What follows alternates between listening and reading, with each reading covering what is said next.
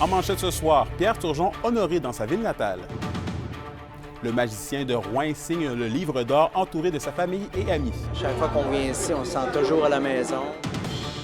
3 centres de services scolaires de la région visés par une action collective. Et il recherche aussi une indemnisation collective pour les effets sur la langue et la culture. Marc Nantel obtient gain de cause contre la fonderie Horn. Et un éventail d'activités des fêtes pour contrer la solitude chez les aînés. On est vraiment, vraiment choyés d'avoir autant d'attention pour Noël.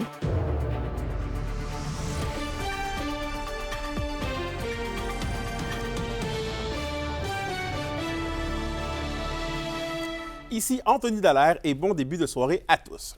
On débute ce bulletin d'information dans le sport puisque le Rouyn-Norandien Pierre Turgeon, nouvellement intronisé au Temple de la renommée du hockey, a signé ce matin le livre d'or à l'Hôtel de Ville de Rouyn-Noranda. En plus de sa famille et amis, M. Turgeon, notre collègue Alexandre Cabana, était sur place. Un avant-midi chaleureux et accueillant pour honorer celui qui est l'un des plus grands athlètes de l'histoire de Rouyn-Noranda. Pierre Turgeon voit son passage ici comme un retour à la maison, mais surtout à la ville qui lui a permis de faire tous ses premiers coups dans le monde du sport. On en parle souvent. Écoute, on vient de Rouyn-Noranda, puis écoute, on vient de la région. Malgré tout, on est parti à jeune âge, mais à chaque fois qu'on vient ici, on se sent toujours à la maison. On a, tu sais, j'ai joué avec Stéphane Matteau, on avait tellement un beau groupe de gars en plus quand on jouait à l'âge de 11 ans, 12 ans. Et puis, on a des souvenirs incroyables. Là. Ça, c'est des affaires que tu réalises pas même. Tu réalises jusqu'à quel niveau que c'est, mais après tant d'années, tu recules en arrière, tu regardes l'impact que ça avait eu, les choses qu'on avait accomplies en tant que Rouyn-Noranda et aller représenter le Canada. C'est quelque chose, là. Famille, amis et même des anciens coéquipiers étaient présents. Pete Laflamme se souvient du passage du magicien de Rouyn au sein des Citadelles. À 14 ans, Pierre, il jouait contre des gars de 18 ans. Dans le temps, on était à la Ligue juvénile, puis il jouait contre des gars de 18 ans. Puis il y a de ses anciens coéquipiers qui sont ici, là, après-midi. Puis les gars, ils disaient tout le temps, il y a 14 ans, il va se faire blesser.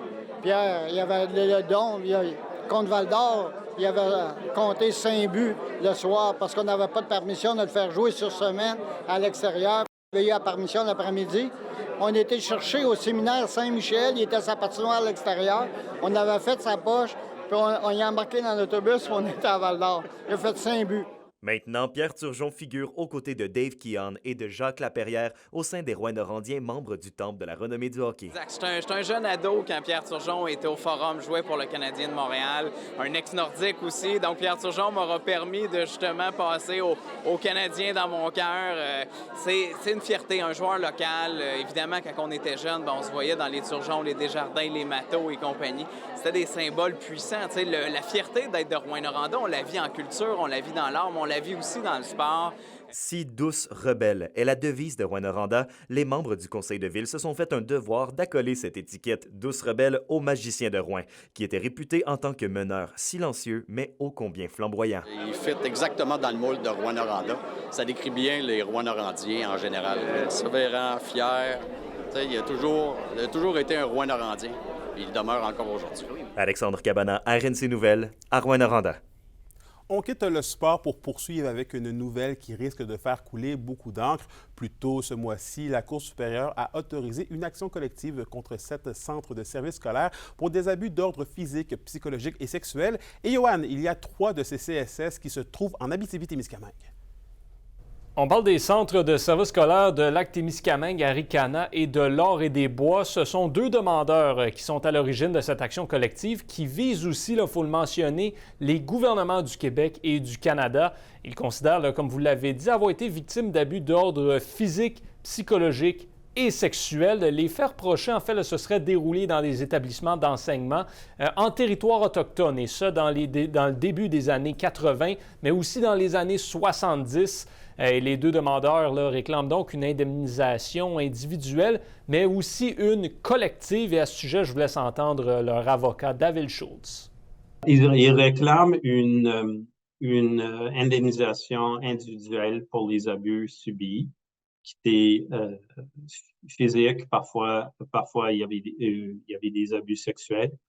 Et ils recherchent aussi une indemnisation collective pour les effets sur la langue et la culture. Parce qu'il y avait un objectif d'assimilation dans la façon que ces écoles fonctionnent. Je le mentionnais plus tôt, les gouvernements là, qui étaient impliqués aussi dans cette affaire. En 2019, là, il y a un règlement qui a été passé afin de dédommager les individus là, victimes d'abus similaires, oui, dans les établissements fédéraux. Sauf que dans le contexte dont on parle aujourd'hui, bien, il s'agit d'établissements gérés par le provincial, d'où la différence et la nécessité pour les demandeurs de déposer cette action collective. On peut dire que le phénomène était surtout chez les Cris, les Inuits et les Algonquins, les Anishinabeg, mais il y avait aussi, par exemple, une école provinciale sur la réserve Micmac de Listigouche sur la baie des Champs. Donc, c'était un phénomène pan-québécois. Alors maintenant, il reste à voir comment ce dossier-là va évoluer. Est-ce qu'il y aura un procès ou un règlement? L'avenir nous le dira, là, mais les demandeurs peuvent aller de l'avant maintenant avec cette action collective. Merci, Johan. Dans le dossier de la fonderie Horn maintenant, l'environnementaliste Marc Nantel et le Centre québécois du droit à l'environnement l'emportent à nouveau face à Glencore. L'entreprise qui opère la fonderie Horn à Rouyn-Noranda en avait appelé d'une première décision qui l'obligeait à dévoiler des données environnementales de ses rejets de contaminants dans l'air. Une entrevue d'Yvon Moreau. Les raisons évoquées, c'est qu'on dit que c'est un secret industriel. Puis les documents le document que je veux, c'est un document qui a des numéros de clients 1, 2, 3, 4. Et puis, on indique le tonnage qui a été vendu à la fonderie ou qui va être traité par la fonderie. Puis, 6 éléments qui sont cancérigènes et potentiellement cancérigènes. Puis, on donne le pourcentage dans chacun des tonnages. Est-ce qu'ils pourraient encore aller de l'avant parce qu'ils ont les moyens de le faire face à un moment donné, de votre côté, j'imagine que les frais que ça encourt chez vous vont finir par manquer. Est-ce qu'ils pourraient vous avoir à l'usure? Est-ce que la fonderie va vouloir aller plus loin au niveau de la cour, contester? Parce qu'il y a toujours la possibilité d'aller en pourvoi là, de la décision. Là, et puis, on verra. Là, mais comme tel, 2 décisions aussi claires que celle-là, ça nous positionne comme citoyens, là, puis dire, il va falloir que vous ayez des sacrés bons arguments pour que ça puisse passer. Là. Vous souhaitez que Glencore ait compris cette fois-là et que les chiffres sortent? En fait, oui, parce que c'est important, hein, parce que ce document-là permet à un citoyen de vérifier la qualité des produits qui sont traités dans la fonderie. Puis dans la littérature actuellement, là, c'est très clair que dans les années qui vont venir, des fonderies comme la fonderie Horn à travers le monde, les produits qui vont être traités vont être encore plus pollués. Puis ça, c'est dans la littérature qu'on trouve ça. On va se retrouver, regardez, à Rouen, ils vont augmenter là, le traitement des téléphones cellulaires, leurs fameux 500 millions là, qui annoncent comme étant là, pour renouveler l'usine. En réalité, c'est pour augmenter leur traitement des produits là, hautement contaminés. Stéphanie, la grande question, est-ce qu'on aura la chance de festoyer dans les prochains jours avec un Noël blanc? Jusqu'à présent, je peux vous dire qu'on va avoir droit à des températures assez confortables, merci. En ce qui a trait à la neige, est-ce qu'on va pouvoir faire de la motoneige, de la tire sur la neige, de la raquette peut-être? Bien, je vous donne tous les détails lors de la météo un petit peu plus tard au bulletin. Parfait, merci beaucoup. Maintenant, dans le dossier de l'itinérance, la Maison du Soleil Levant va de l'avant avec un centre de jour pour les personnes en situation d'itinérance à Rouyn-Noranda. La Ville a d'ailleurs octroyé une subvention de 40 000 $ à l'organisme. L'endroit est situé au même lieu que le nouveau refuge de nuit, soit l'ancien Tigre géant. Le lieu vise à fournir un endroit sécuritaire où les personnes vulnérables peuvent s'abriter en journée.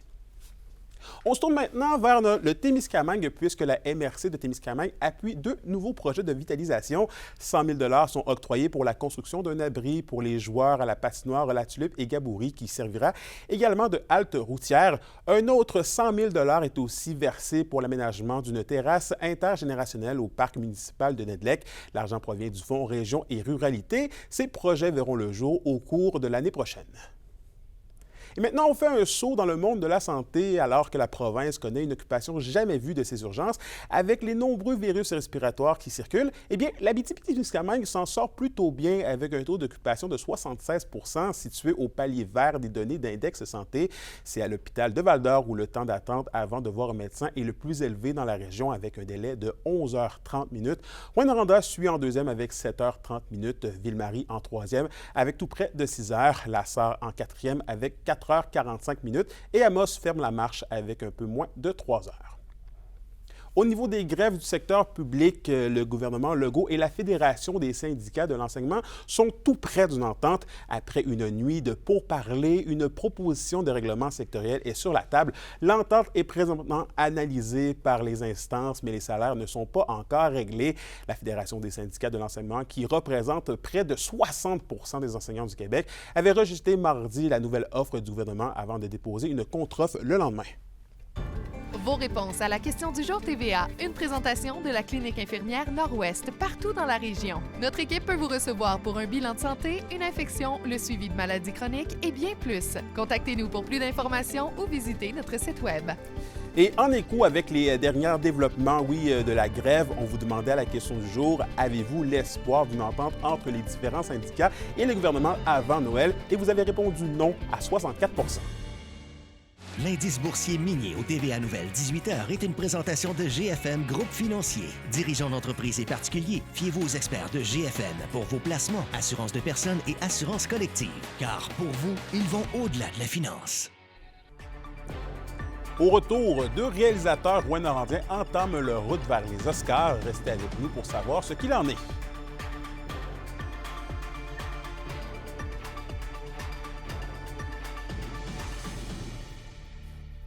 Les SADC de l'Abitibi-Témiscamingue et du nord du Québec vous présentent la bonne nouvelle économique TVA. Les SADC d'Abitibi-Témiscamingue et du nord du Québec travaillent depuis plus de 35 ans au développement économique de nos collectivités. Composées d'une équipe de professionnels et de bénévoles engagés, les SADC soutiennent divers projets locaux et de nombreux entrepreneurs en leur offrant de l'aide financière et de l'accompagnement adapté. Contactez-les pour vos projets. Les SADC, partenaires de l'économie de la région. On sent le temps des fêtes, là. Et oui, Noël et le jour de l'an approchent à grands pas. Et à quelques jours des célébrations, les personnes aînées ne sont pas laissées seules. Et Kémila Liberté a fait un tour des résidences de la région. En cette période festive, les célébrations sont au rendez-vous dans les résidences pour personnes âgées. Au Jardin du patrimoine de Val-d'Or, le calendrier déborde d'activités. Mais il n'y a rien comme un bingo pour entamer la période des fêtes. J'ai beaucoup aimé ça, mais habituellement, au bingo, je ne gagne jamais rien. Puis là, cette année, j'ai gagné 2 fois. Fait que je suis vraiment contente. Là, j'étais toute mal d'avoir gagné. J'ai dit, il me semble que ça se pouvait pas. Bien, moi, je viens assez régulièrement au bingo. Donc, quand on m'a annoncé un bingo comme ça, je me suis empressé de me présenter. On était plusieurs participants.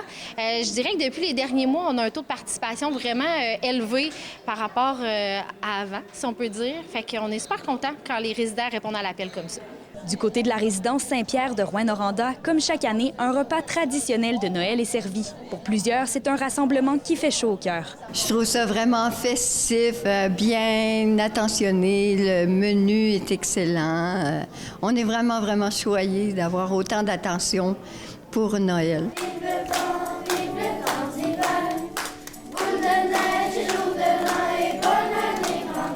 Même les enfants sont de la partie. À la résidence Les Sources d'Amos, les personnes aînées ont reçu une carte de Noël personnalisée. Depuis quelques mois déjà, les élèves de l'école Christ-Roi préparent ce moment d'échange au plus grand bonheur des résidents. J'ai trouvé ça cool parce que je pense que les personnes âgées ont beaucoup aimé notre présence puis les chants qu'on a fait. C'était fun aussi parce qu'on vient pas souvent ici. J'ai trouvé ça le fun parce que ça me rapproche de plus en plus de ma arrière-grand-mère qui est morte ça fait pas longtemps. Je trouve ça bien parce qu'on est, disons, où on en est rendu, nous, là. On les voit moins, les enfants, hein? Alors, ça nous fait toujours plaisir de voir des groupes comme ça là, qui viennent nous rencontrer. De la résidence Les Sources à Amos, on vous souhaite de très joyeuses fêtes! Émilia La Liberté pour RNC Nouvelles.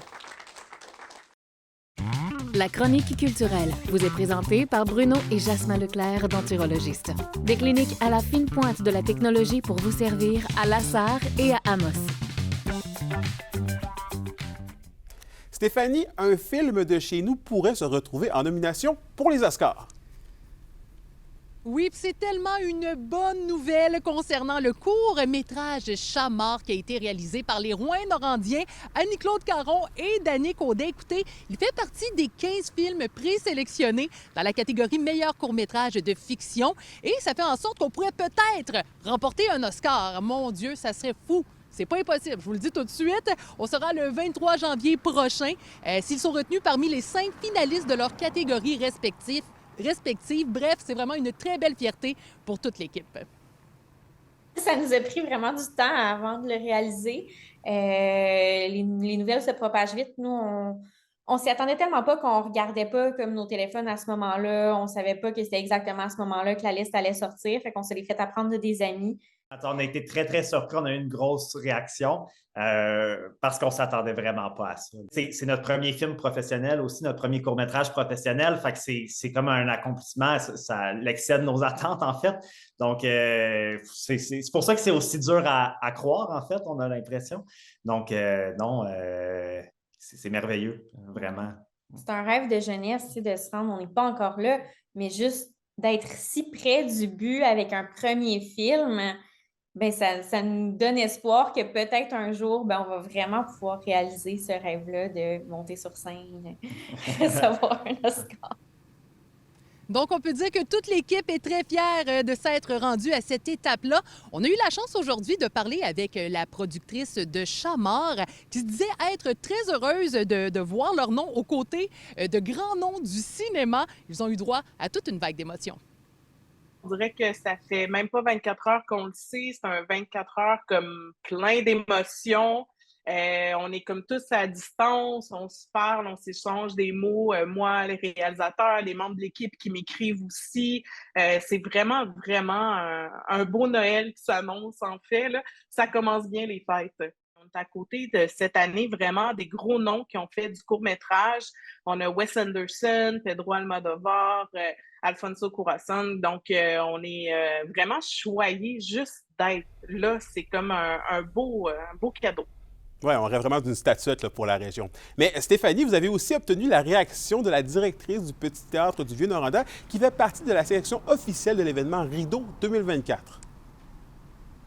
Oui, c'est une belle réaction de sa part, mais également une belle tape dans le dos pour toute l'équipe du Petit Théâtre du Vieux-Noranda. Écoutez, ils sont finalistes dans 2 catégories, je vous le rappelle, responsabilité sociale et environnementale, ainsi que meilleure direction artistique. L'événement est l'un des plus grands rassemblements d'artistes au Québec concernant l'événement Rideau 2024.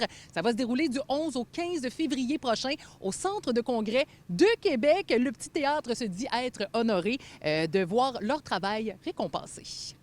C'est le fun d'avoir la reconnaissance. Juste d'être nommé, c'est comme une reconnaissance de nos pairs, tu sais. C'est 2 excellents prix, tu sais, la direction artistique, ça veut dire la qualité de ce qu'on propose, la diversité, le fait qu'il y a tout un mélange, tu sais. Au Petit Théâtre, autant de la musique, du cirque, des arts numériques, de la danse aussi. Donc, ça, on est très fiers.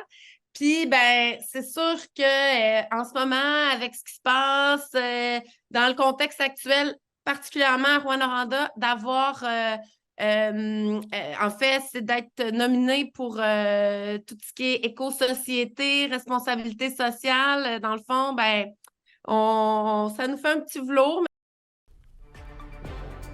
Les Gaillards du cégep de l'Abitibi-Témiscamingue seront relégués en Division 2 à l'automne prochain. Restez avec nous pour connaître l'avenir de l'équipe de hockey dans la région.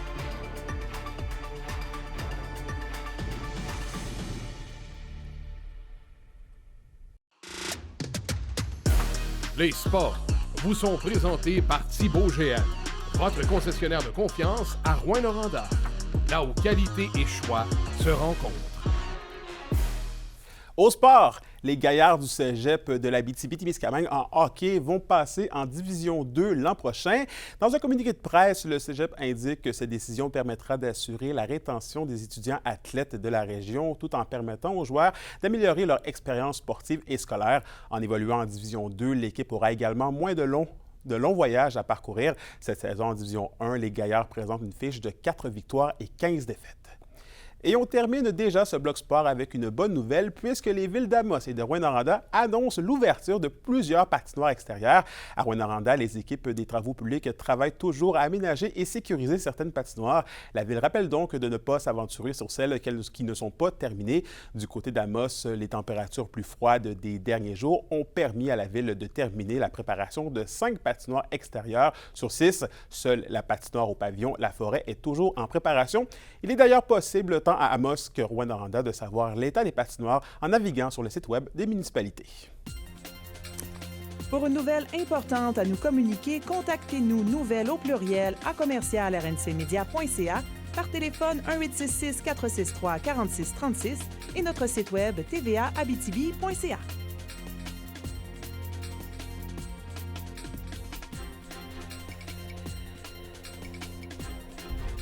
La météo, une présentation de Nicole Auto de Lassar. Avec la plus grande variété de camions en région, Nicole Auto de Lassar, capitale régionale du pick-up. À la météo, Stéphanie, on aura droit à des températures plutôt douces ce week-end. Oui, et ça va se dérouler sous les nuages pour tous les secteurs en ce qui a trait ce soir et cette nuit. On a quand même là moins 11 degrés pour l'Abitibi, moins 9 degrés pour le Témiscamingue. Demain, on peut s'attendre à avoir un dégagement le matin au nord avec un maximum de moins 3 degrés. Au sud, c'est alternance de soleil et de nuages avec un maximum de moins 3. Et un petit aperçu pour dimanche, toujours des nuages, maximum de 0.